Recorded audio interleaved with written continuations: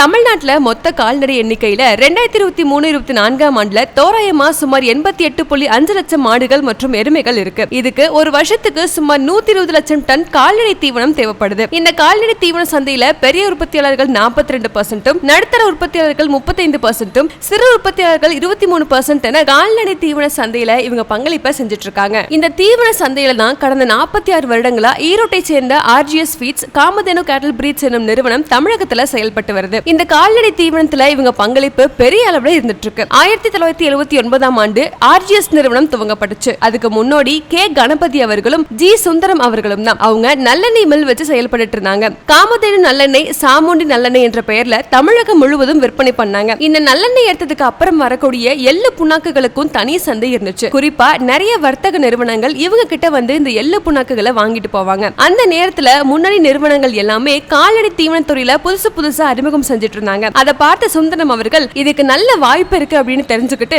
1979 இந்த நல்லெண்ணெய் வழியா கிடைக்கிற புண்ணாக்குகளை மதிப்பு கூட்டி கால்நடை தீவனமா மாத்தி அதை விற்பனை பண்ணணும் அப்படின்னு முடிவு பண்றாங்க. இதுக்காகவே ஆர்ஜி சுந்தர் அண்ட் கோ அப்படின்ற ஒரு நிறுவனத்தை ஈரோட்ல நிறுவனாங்க. ஆரம்ப காலத்துல ஒரு நாளைக்கு 5 மெட்ரிக் டன் தீவனம் உற்பத்தி பண்ணக்கூடிய ஒரு தொழிற்சாலை நிறுவனாங்க. அதை சந்தைப்படுத்துறதுக்காக ஆரம்பிச்சதுதான் காமதேனு அப்படின்ற ஒரு பிராண்ட். அதுக்கப்புறமா தமிழகம் மற்றும் கேரளால இவங்களுக்கு நல்ல வரவேற்பு கிடைக்க ஆரம்பிச்சது. 1985 ஆண்டுக்கு அப்புறம் ஒரு நாளைக்கு 40 டன் உற்பத்தி பண்ணக்கூடிய ஒரு நிறுவனமா அதை வளர்த்தாங்க. இவங்க நிறுவனத்துடைய ஒவ்வொரு பொருட்களுக்கும் மக்கள் கிட்ட ரொம்ப நல்ல வரவேற்பு கிடைச்சது. சந்தையில நிறைய நுண்ணூட்டங்கள் தேவை இருந்துச்சு. அதுக்காக கால்நடைகளுக்கான நுண்ணூட்டங்கள் தயார் செய்யும் நிறுவனமா ஆர்ஜிஎஸ்பி நியூட்ரான 2008 ஆரம்பிச்சாங்க. பல கால்நடை மருத்துவர்கள் கிட்ட ஆலோசனைகளை பெற்று இவங்க தீவனத்துல எல்லா வகையான நுண்ணூட்டங்களையும் சரியான விகிதத்துல புரதங்களை கலந்து சந்தையில கொடுக்க ஆரம்பிச்சாங்க. அதுக்கப்புறம் நல்ல வரவேற்பு கிடைக்க ஆரம்பிச்சது. இப்போ கர்நாடகா, ஆந்திரா உட்பட தென்னிந்தியா முழுவதும் விரிவுபடுத்திட்டு இருக்காங்க. இந்த நிறுவனம் தொடங்கப்பட்ட போது 2 வெரைட்டி தீவனம் மட்டும் தான் இருந்துச்சு. ஆனா இன்னைக்கு தீவனங்கள்ல மட்டுமே 26 வெரைட்டில பண்ணிட்டு இருக்காங்க.